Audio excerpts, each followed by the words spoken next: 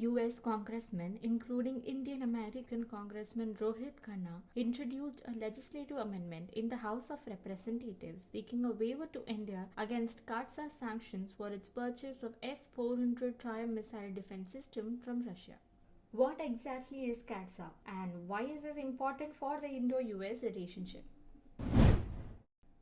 CATSAA, or Countering America's Adversaries Through Sanctions Act 2017, is a strict law that authorizes the US to impose sanctions on countries that purchase defense hardware from Russia.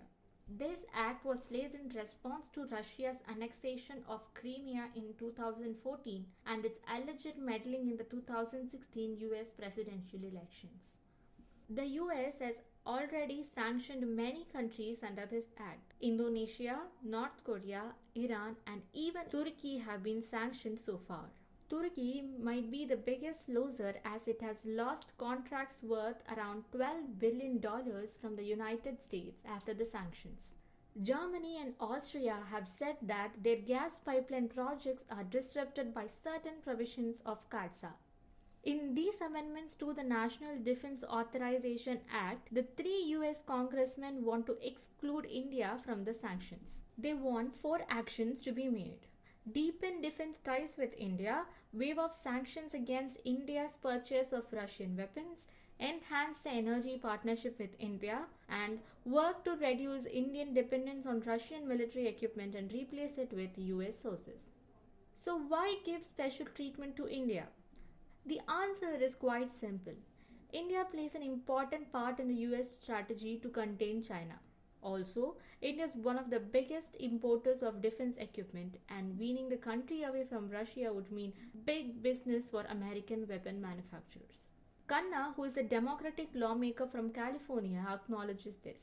He said, and I quote, "While India faces immediate need to maintain its heavily Russian-built weapon system, a waiver to sanction under the CAATSA during this transition period is in the best interest of the United States and the US-India defense partnership to deter aggressors in light of Russia and China's close partnership." Unquote. Diplomatically too, the Indo-US relationship has gone from strength to strength over the last 30 years. Now, President Joe Biden has moved the US-India ties to the top of his foreign policy agenda.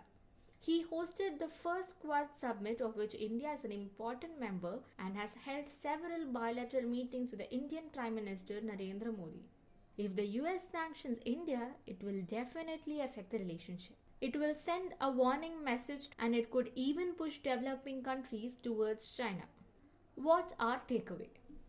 This whole saga is another example that India's foreign policy agenda is driven by its national interests.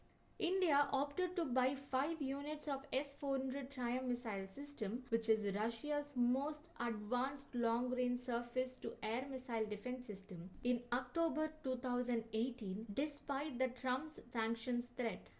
2 units of S-400 systems have already been delivered to India and are being deployed. India started receiving the delivery of S-400 missile defense system from last December. After the US sanctions on Turkey, there were speculations that India is next on the list. However, Secretary of State Antony Blinken said in April that the US has not yet made any decision on potential sanctions or waivers to India under CATSA. Interestingly, this is not the first time that India has been brought under such a sanction web. Previously, it has come under CATSA cloud over buying oil from Iran. These amendments, if passed, could help cement a permanent escape from the CATSA sanctions for India.